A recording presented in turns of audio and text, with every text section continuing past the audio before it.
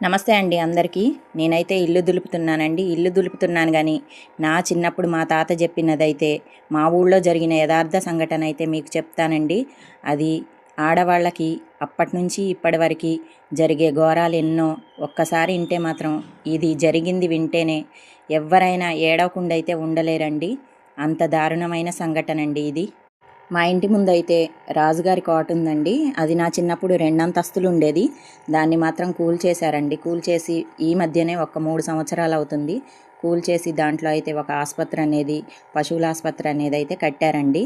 అది కూల్చడం అనేది ఫస్ట్ ఒక అంతస్తు అయితే కూల్చారు. తర్వాత మాత్రం ఈ 3 సంవత్సరాల క్రిందట ఆ అంతస్తు కూడా కూల్చేశారు. అదైతే ఇప్పుడు చాలా స్కూల్కి, ఈ పశువుల హాస్పిటల్కి వాటికి వాడుతున్నారండి. అయితే రాజుల ఆస్తి కాబట్టి వాళ్ళని అడిగారట. వాళ్ళైతే మాకు ఏమీ వద్దని చెప్పారు. అప్పుడు దాన్ని కూల్చడం అనేది జరిగిందండి.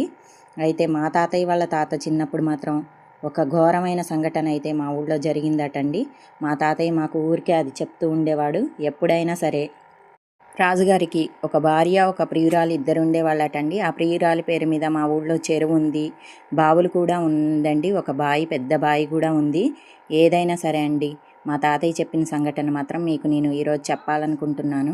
మేము కిరాయికి ఉన్న ఇంట్లో అయితే మా ఇంటి వెనక వాళ్ళ కొట్టం కూడా ఉండేదండి. అది బియ్యం వేసేవాళ్ళు. దాంట్లో బియ్యం, వడ్లు, ఏవైనా వాళ్ళ వంట సామాగ్రికి కావాల్సినవి అన్నీ వేసేవాళ్ళట. అది కూడా కూలగొట్టారండి. అది కూలగొట్టి ఒక 4 సంవత్సరాలు ఏమవుతుంది.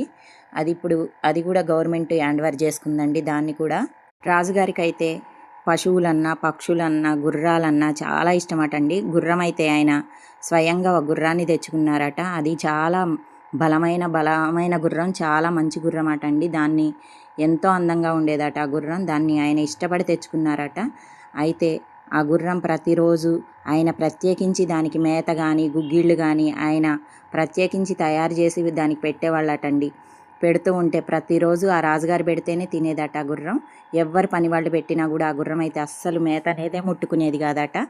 అప్పుడు ప్రతిరోజు రాజు మాత్రం అది మర్చిపోకుండా చేసేవాళ్ళట. దగ్గరుండి దాని పరిచర్యలు కూడా ఆయనే చేయించేవాడట. మేత మాత్రం ఆయన చేత్తోటి మాత్రమే ఆయన పెడితే తినేదట. అప్పుడు ఆయనే పెట్టేవాడట. అయితే అటువంటి గుర్రం బహు అందగత్తైన చాకలమ్మ వాళ్ళ ఇంటికి పనికొచ్చేదటండి. పనికొస్తే అప్పటి నుంచి ఆ గుర్రం ఆ చాకలమ్మని చూసి ఎంతో ఇష్టంగా నవ్వడం అట్లాంటివి చేసేదట.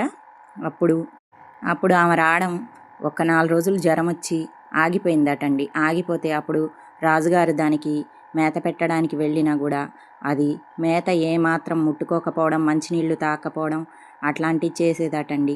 రాజుగారు ఎక్కడెక్కడ వైద్యుల్ని పిలిపించి ఏంటి ఈ గుర్రం ఇలా చేస్తుంది, ఏం జరిగింది దీనికి అసలు అని చెప్పేసి తెలుసుకోవాలని వైద్యుల వారిని పిలిపిస్తే వాళ్ళు వచ్చి అయ్యా దీనికి ఏ జబ్బు లేదు, కానీ ఇది ఎందుకు తినడం లేదో మాకైతే అర్థం కావట్లేదు అంటే రాజుగారు మీరు ప్రయత్నించండి అని చెప్పగా వాళ్ళు కూడా ప్రయత్నించినా కూడా అది ఏమాత్రం మేత తినలేదటండి. మేత తినకపోయేసరికి రాజుగారికి చాలా భయం వేసిందట. చాకలమ్మకి జ్వరం తగ్గిపోయి ఆమె వచ్చిందటండి. వచ్చినప్పుడు ఆ గుర్రం ఎంతో సంతోషంతో 2 కాళ్ళు పైకెత్తి ఇక రాజుగారు మేత తేగానే ఆమె వచ్చిన రోజు ఆ మేత తినేసి నీళ్లు తాగిందట. గుర్రం కూడా చాలా సంతోషంగా ఉందట. ఉండేసరికి గుర్రం ఏమైందో ఏమో కానీ నా గుర్రం అయితే చాలా మంచిగా అయింది, నాకు ఇదే చాలా అనుకున్నారట. అనుకున్నప్పుడు అప్పుడు ఆమె ఇది యథార్థ సంఘటన కాబట్టి చెప్తున్నానండి నేను. ఇది ఒక కథ కాదు, ఏమీ కాదు. మా ఊళ్ళో జరిగిన యథార్థ సంఘటన. మా తాత వాళ్ళ తాత చిన్నప్పుడు జరిగిన సంఘటన అండి. దానికి నిజ గుర్తులు కూడా మా ఊళ్ళో ఉన్నాయి. అందుకే ఇది మీకు చెప్పాలనే ఉద్దేశంతో నేను చెప్తున్నాను.